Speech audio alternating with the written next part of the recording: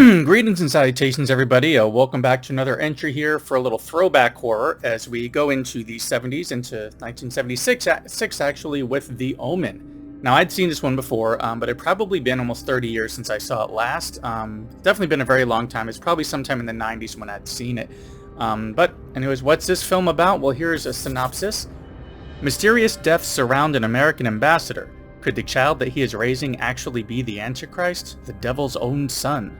So I had picked up this box set here at which I didn't even know that there were actually 4 of these films. You know, I knew that there were 3, I believe, but I'd only seen the first one, and I actually got this one at a local bookstore and record shop named Mojo Books, which I'll link to in the description. It's out by USF, and they had a pretty good deal on it, so I scooped it up, and I figured it'd be a good candidate for another franchise review, which I actually hadn't done one of those, I don't think, since almost a year ago when I was covering all the Scream films. But, it's definitely been quite a while. So with this one, I was anxious to dive right in because I'd recently picked up The Exorcist on Blu-ray when I was at a horror convention not that long ago. And it was great to revisit this one, especially both because it was in high definition and it had been so long since I'd seen it. And I also revisited Rosemary's Baby, which had been so long since I'd seen it, I pretty much didn't have any memory of it.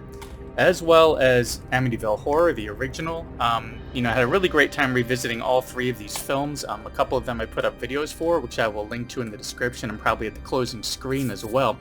But one of the things that I that I noticed was that, and this is going to sound a little bit strange, is that when I checked out the Lords of Salem, the Rob Zombie film here, which I really enjoyed, but some people didn't really care for, I felt like it really had this look and feel that reminded me of some of the 70s horror films that I'd been, checking out, or even some of the early 80s stuff.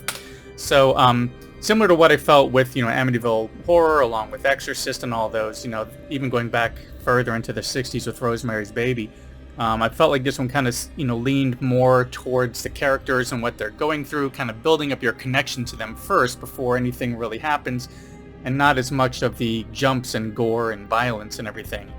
But, so revisiting The Omen definitely piqued my interest, given how these other revisits had gone.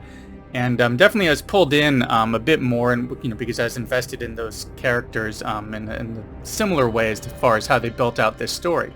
Now, as for who's in The Omen, now I hadn't really seen much with Gregory Peck over the years, or at least it's been a very long time since I'd seen anything that he'd been in.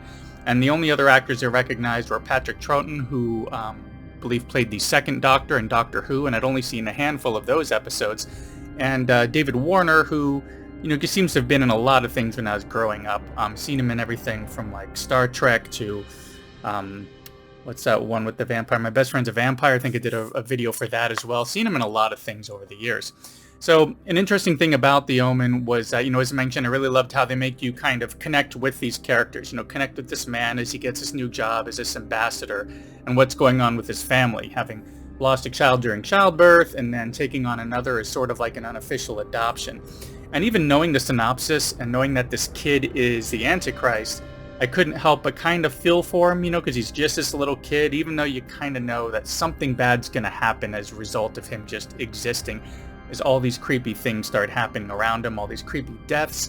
It's very, very strange. But, and there wasn't really a whole lot of gore or violence in this film. There were a couple of shocking moments that stand out, a couple of shocking kills that are really just at that level that they really stand out, just in contrast to the rest of the film being more about what this family's going through and this slow mystery unraveling here. But, a lot of that violence that is in this would just seem very tame by today's standards, even stuff that we just have on regular broadcast TV. There's just a lot of that creepy factor as to what's going on, this mystery of the situation, how much of what this priest, the one played by Troughton, is taking is, is it just like strange religious fanaticism where he's kind of reading into some of these signs too much? Or is it actually all real, a real threat that needs to be considered? Because as I've mentioned before, sometimes the religious horror stuff really hits me kind of hard. When it comes to religious horror such as The Exorcist or even like Prince of Darkness, one of my favorite John Carpenter films, there's always this idea that what if everything about it is real? Everything in the Bible is how they are interpreting it for the story in this film. Every single thing, especially when it comes to like demons and spirits and the devil and so forth, what if that's all real? That's not something you can outsmart, outrun, and get away from. It's going to find you, it's going to get you, it's going to torment you. So it gave me nothing but that sense of uneasy entire time I was watching it while wanting to see how this thing's going to resolve. So that connection with the family, with these characters, along with that slow creeping aspect of what's to come, kept me interested the entire time. And throughout all of this, I was very surprised also that it really held up. Though even though it's a little bit dated, being set in the mid '70s, I still kind of catch myself looking more towards the '80s throwbacks usually, or finding some new horror because these days the market seems a bit saturated, so it's hard to find those diamonds in the rough. But every time I take a trip a little bit further back, such as into the '70s or even into the '60s and '50s, I always end up enjoying what I come across, and The Omen is one of those in that mix of films, which is more than worth checking out. And speaking of checking out, thanks for checking out this quick little video here for The Omen from 1976, which at the time of this video is only available on paid rental.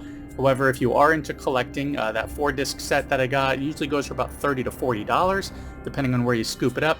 And I think I'd even seen it at Walmart for a bit cheaper than that at one time also.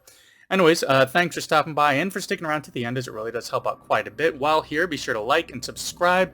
Sound off in the comments your thoughts about this film, and I am eventually going to cover the other 3 films in this set as I kind of go through this franchise review, and may even end up checking out that remake from 2006 to see what they kind of did with the material for that project. Anyways, that's all I got for this one. Thanks for coming by, and I will see you in the next one.